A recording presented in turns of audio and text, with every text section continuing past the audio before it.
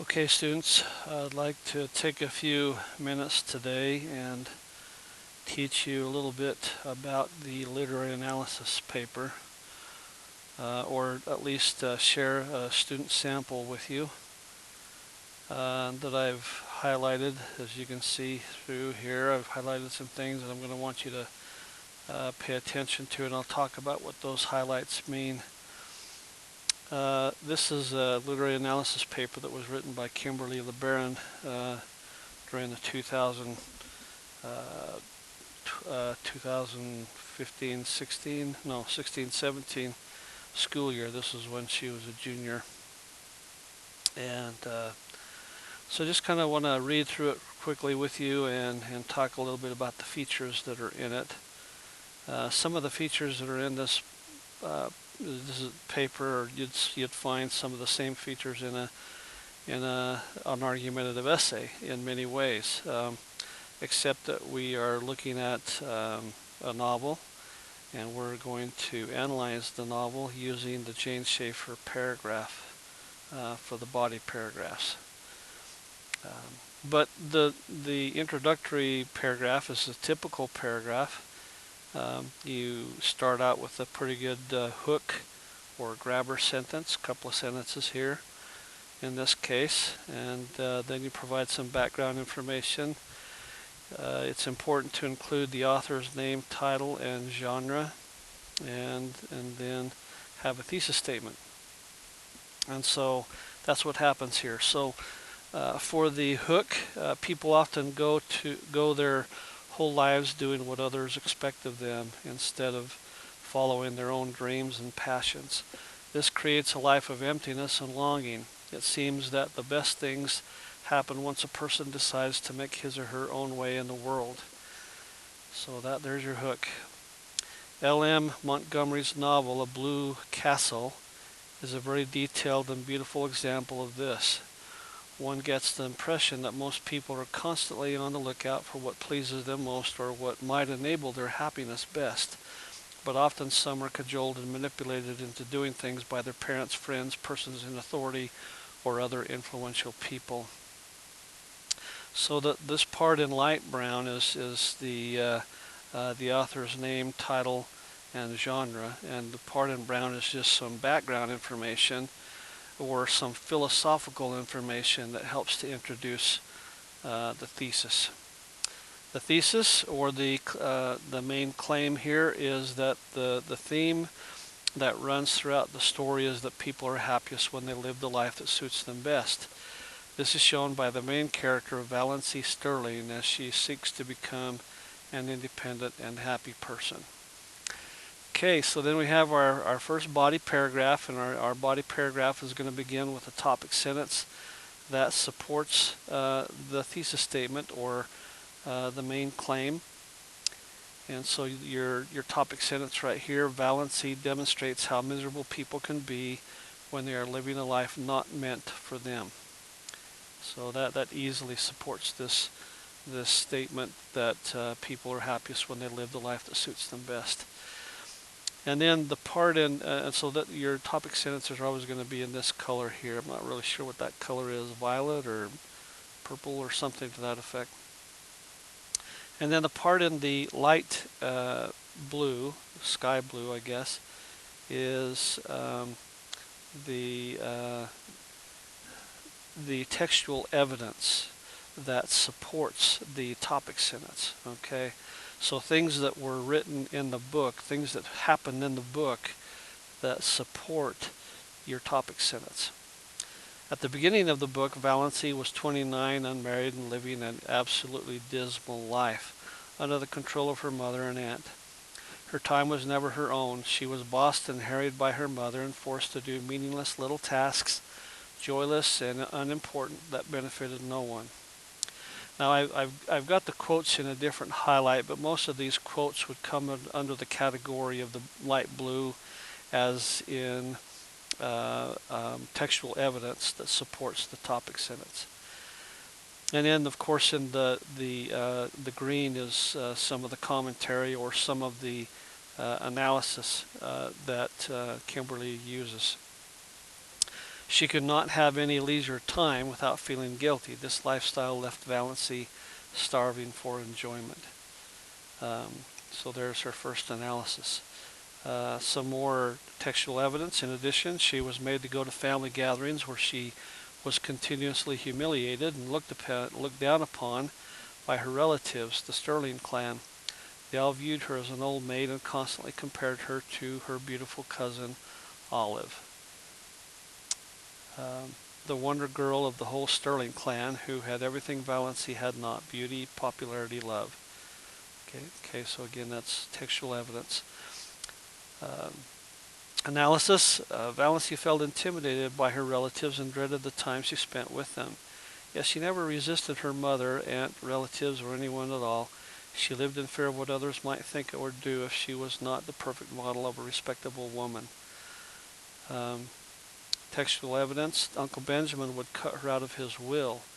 Aunt Wellington would never forgive her, and her mother would sulk for days if offended with the airs of an insulted duchess. So some good quotes in there that indicate how they treated her. So analysis.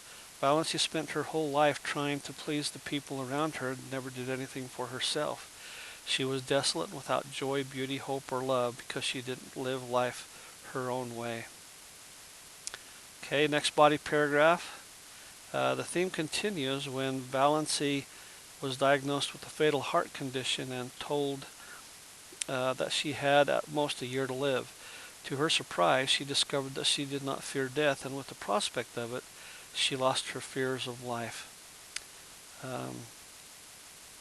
Textual evidence. She no longer had a lifetime of being poor and miserable, unwanted and unloved expanding before her.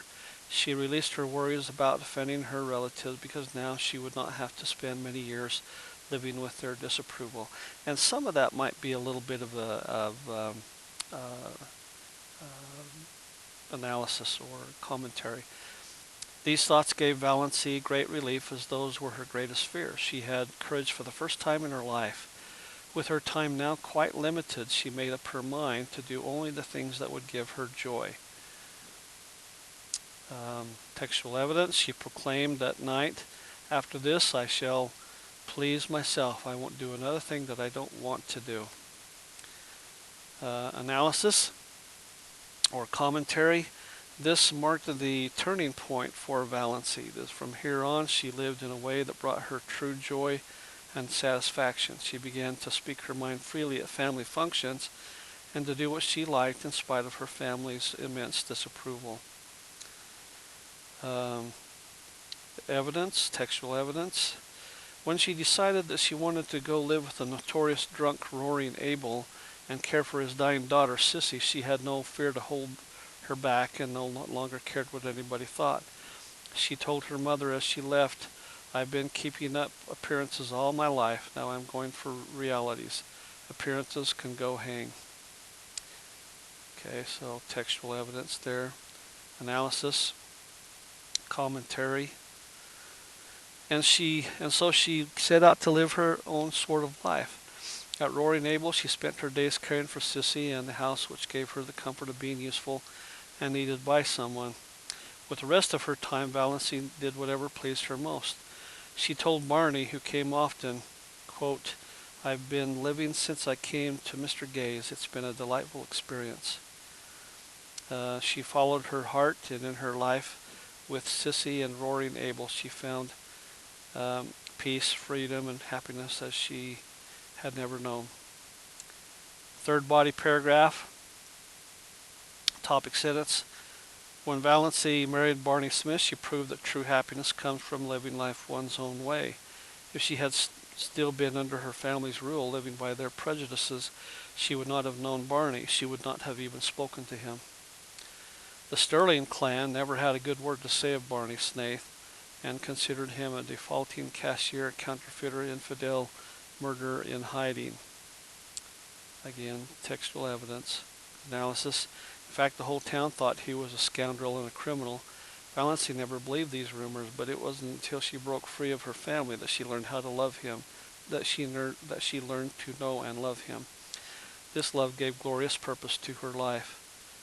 Quote, "She was no longer unimportant little old maid Valancy Sterling. She was a woman full of love and therefore rich and significant, justified to herself. Life was no longer empty and futile, and death could cheat her of nothing. Analysis. And it was in the time spent with him in their cabin on the island where she experienced the most exquisite joy of her existence. The Sterling clan didn't approve of her nature-loving author husband, his house in the wild outback, or all the time he spent gallivanting, but this lifestyle had always called to Valancy. She was thrilled by it. Textual evidence. On Mistawis Island with Barney, Valancy was happy, gloriously and entirely so, wandering at will through the enchanted Muskoka country. Get rid of that right there. Every day was spent in absolute bliss as she and Barney created the life they loved. And then the conclusion, I put in yellow the part that really kind of summarizes the whole thing. The theme that people are happiest when they follow their inner guidance is illustrated skillfully and repeatedly throughout the Blue Castle. Valancy, when confronted with mortality, gives up trying to please her family and makes her life completely her own. For the first time in her life, she focuses on making herself happy. And again, the part in yellow also summarizes the thesis statement. The part in green here is just some more commentary about that. The results are joyous and exhilarating. Valancy experiences purpose, excitement, and love unlike anything she has yet known. Probably need a comma right here. And then ends with a quote from the book. When death comes, I shall have lived, thought Valancy. I shall have had my hour. Probably ought to be a period right here. Okay, so that is an example, a pretty good example of a literary analysis paper by Kimberly LeBaron. Signing off.